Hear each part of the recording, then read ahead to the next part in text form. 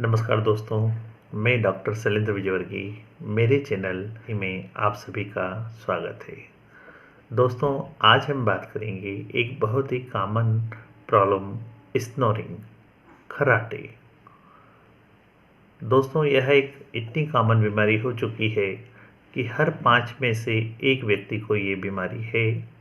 अर्थात हर घर में हमें एक मेंबर इस बीमारी से पीड़ित दिखाई देता है। आप जानते हैं स्नोरिंग किसे कहते हैं। तो दोस्तों, जब हम श्वास लेते हैं, छोड़ते हैं, सोते समय, उस दौरान एक तरह का स्वर सुनाई देता है, एक तरह का वाइब्रेशन होता है जिसको हम खर्राटे कहते हैं। दोस्तों, अब हम जानते हैं खर्राटे होते क्यों हैं। जब हम सोते हैं, सोने के दौरान जब श्वास लेते हैं तो वल्वा और सॉफ्ट प्लेट जीभ के नज़दीक चले जाते हैं, पीछे खिंच जाते हैं, जिससे श्वास नली का मार्ग बहुत ही छोटा हो जाता है, सकरा हो जाता है, जिससे श्वास लेने के लिए ज़्यादा जोर लगाना पड़ता है और आसपास के टिश्यू में वाइब्रेशन होने लगता है, जिसको हम खर्राटे कहते हैं। दोस्तों, आप जानते हैं कि एक्चुअली में खर्राटों का कारण क्या है। खर्राटे के बहुत से कारण हैं। पहला, नाक की हड्डी का बढ़ जाना या नाक की हड्डी का टेढ़ा हो जाना, नाक में पॉलिप हो जाना जिसको नेजल पॉलिप कहा जाता है, और एक तरह की गिल्टी सी हो जाती है और श्वास के मार्ग में रुकावट करती है, जिसके कारण खर्राटे आते हैं। तो दूसरा कारण होता है दोस्तों, मोटापा। मोटापा जब बढ़ता है तो गले के आसपास बहुत सी चर्बी इकट्ठी हो जाती है। जब सोते हैं तो सोने के दौरान यही चर्बी श्वास के मार्ग में प्रेशर डालती है और जिसके कारण खर्राटे आते हैं। तीसरा कॉमन कारण होता है पीठ के बल सोना। पीठ के बल सोने से भी श्वास मार्ग में रुकावट आती है। स्मोकिंग, वह भी एक कारण होता है। पुअर मसल्स टोन, नीचे के जबड़े का छोटा हो जाना। नीचे का जबड़ा जब छोटा हो जाता है तो जीभ पीछे की तरफ खिसक जाती है, जिसके कारण श्वास मार्ग रुकता है और खर्राटे को जन्म देता है। दोस्तों, अब जानते हैं खर्राटों का हमारे शरीर पर क्या दुष्प्रभाव पड़ता है। खर्राटों के कारण रात को नींद पूरी नहीं हो पाती, जिसके कारण दिन भर आलस और थकान बनी रहती है, और इसी आलस और थकान के कारण चिड़चिड़ापन बना रहता है। किसी भी काम में मन नहीं लगता, प्रॉपर कंसंट्रेशन नहीं बन पाता। खर्राटे बढ़ जाने के कारण शरीर में ऑक्सीजन लेवल कम होने लगता है, जिससे दिल पर तेज प्रेशर पड़ता है, बीपी बढ़ने लगता है, स्ट्रोक के चांस तक बढ़ जाते हैं। दोस्तों, खर्राटों में आदमी नाक की बजाय मुंह से सांस लेता है, तो नाक से जब सांस ली जाती है तो छनकर हवा जाती है, परंतु जब मुंह से सांस ली जाती है तो बिना छनी हवा फेफड़ों तक पहुंचती है और फेफड़ों को नुकसान पहुंचाती है।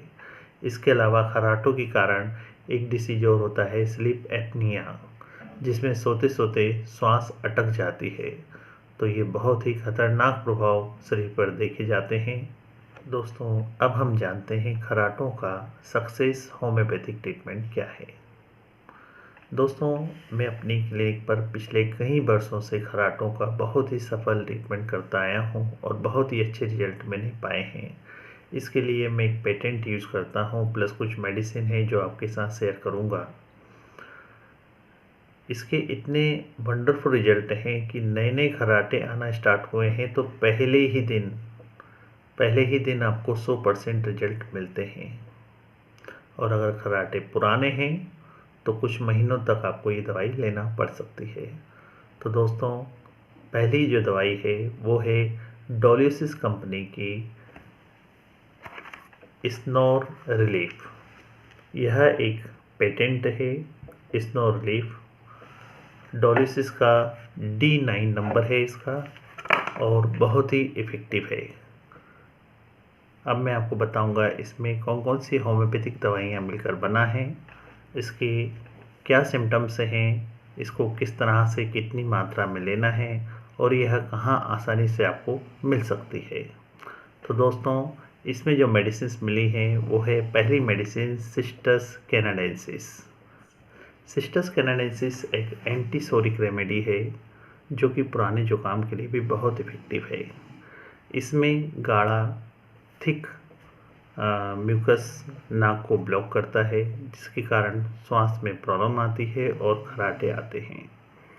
सिस्टस कैनाडेंसिस में अंदर से पेशेंट्स बहुत ही ठंडापन महसूस करता है, काफ़ी ठंडक रहती है बॉडी में, लेकिन ऊपर से छूने पर ऐसा नहीं लगता कि बॉडी ठंडी है। यह सिर्फ अंदर से ही फील किया जा सकता है। दोस्तों, इसमें दूसरी मेडिसिन है स्टिक्टा। स्टिक्टा स्नोरिंग की बहुत ही अच्छी दवाई है और बहुत ही अच्छे इसके रिजल्ट मैंने देखे हैं। इसमें जुकाम जो होता है बिल्कुल ड्राई हो जाता है, नाक बिल्कुल बंद रहती है, इतनी बंद हो जाती है कि सांस लेना तक मुश्किल हो जाता है और वह भी खर्राटों को जन्म देती है। तो जब नाक बहुत ज़्यादा सूखी रहे, उसके कारण सूखेपन के कारण नाक की जड़ में बहुत दर्द रहता है, सर में भारीपन बना रहता है। जब कभी थोड़ा सा सिक्रेशंस बाहर निकलता है तब जाकर हल्कापन आता है। तो जब कभी नाक बंद हो जाए और नाक में सूखापन रहे तो स्टिक्टा उसके लिए बहुत ही अच्छी दवाई है।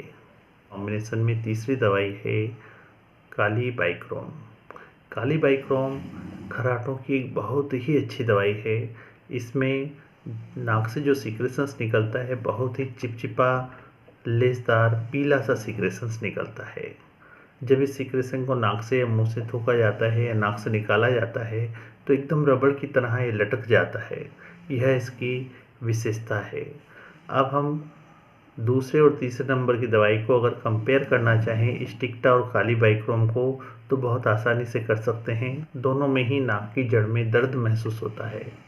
काली बाइक्रोम में जो सिक्रेशन निकलता है वो रबड़ की तरह लंबा हो जाता है, जबकि स्टिक्टा में सिक्रेशन निकलता ही नहीं, क्योंकि स्टिक्टा की नाक बिल्कुल बंद रहती है, ड्राई रहती है, अर्थात उसमें सूखी पपड़ियाँ जमी होती है, जिसके कारण स्नोरिंग होती है। में चौथी मेडिसिन है सेवेडिला। सेवेडिला दोस्तों, इसमें नाक की जो म्यूकस मेम्ब्रेन होती है इसमें बहुत स्वेलिंग आ जाती है, जिसके कारण नाक बंद हो जाती है और सांस लेने में डिफ़िकल्टी से ही खर्राटे आते हैं।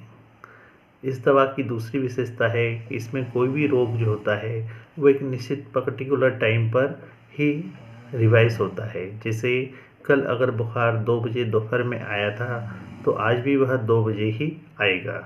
इस तरह से सेवेडिला भी स्नोरिंग की बहुत ही अच्छी दवा है। तो दोस्तों, आइए अब जानते हैं कि इस पेटेंट को लेना कैसे है, कितनी मात्रा में लेना है। तो ये मेरे पास स्नोर रिलीफ का पेटेंट है। इसको मैं ओपन कर लेता हूँ। इस तरह से इसमें से एक बॉटल निकलेगी स्नोर रिलीफ के नाम से। इसको मैं ओपन कर लूँगा।